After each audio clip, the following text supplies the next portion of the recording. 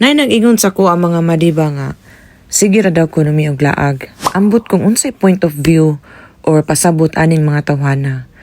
Nara gyud nis duha either nasina or nangialam sa kinabuhi sa uban. Kahibalo ba mo mga madi maong ganahan kay kumulaag? Pampawala sa stress ug pang-relax pud in towns kinabuhi.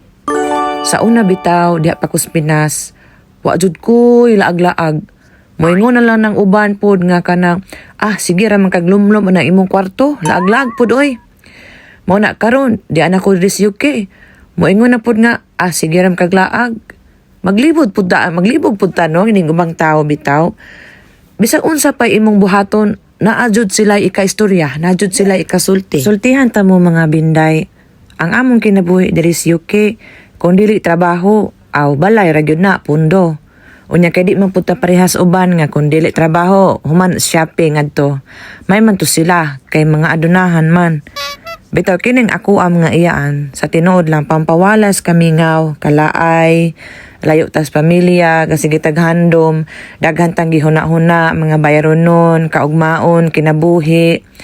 Wa na ko'y time anang ubang tao nga sige og pangdaot sa uban.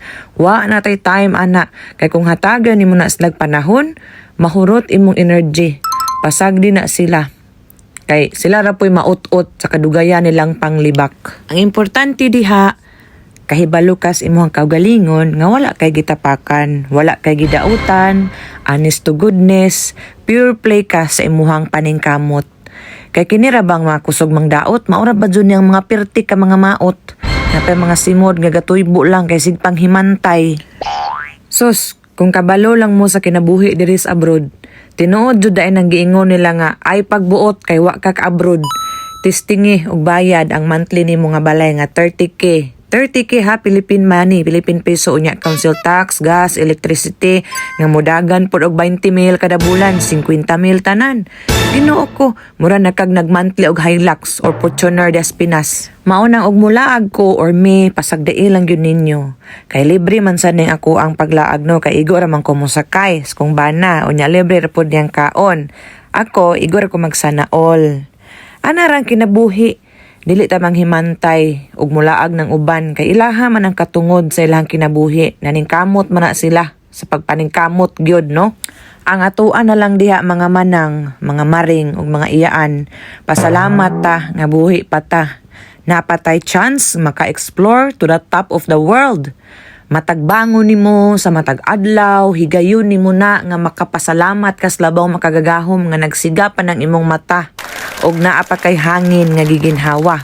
Mo nang hala, humayo ka, ayaw na sige focus anang negatibo. Bitaw nang giingon sa ko ang friend nga si Napoleon Hill nga kining mga tao sige focus sa negative. Maunang mga stress hinuon, bisag way sakit, masakit na hinuon tungod sa mga negative thoughts. Ayaw sayangi ang adlaw madi nga dili ka productive. Kabalo ka, kining ako mga laag, wa joy laag nga empty-handed ko inig uli. Bisag wa ko'y kwarta, mulaag lang gid ko. Kay Diyos miyo day, dili kabayran ang feeling, makakita og mga palasyo, mga kastilyo, makahikap og mga lamisa sa hari ug reyna, makatunob sa mga gitumban sa mga prinsesa ug mga prinsipe sa unang panahon. Ug labaw sa tanan, makahuna-huna ka. Kakuyaw handumon sa mga niaging panahon. Kaya man gani nila mo patukod og sobra kadambuhala nga mga palasyo, wala pa'y makinarya, wala pa'y teknolohiya, karon pa ba? Nga kwarta na lang gyud ang problema? Swerte gihapon ta. Kay naa na tas panahon nga wala na gira sa atong palibot. Usa na lang kagira ang atong angay dag-on. Kaning gira sa atong kaugalingon. Kay kita sa atong sarili pirte kamarite sa uban. Unya pagkahuman, maura gihapon ang alaot. Kita ra gyud alaot kay wa man tay napuslan. Kung ako lang gyud inyo ang libakon, hala, libak lang gyud og taman.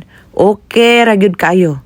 Ingna kog hambugira, ingna kog pamati, feelingera, ingna kog ambisyosa, dahala, hot da tanan. Kay kana tinuod na tanan.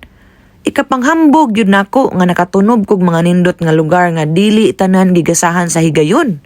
Aw, og naa nakadiri, ma-feelingira jud ka kay ma-feel gyud nimo ang moment. Mao nang feelingira to the max gyud.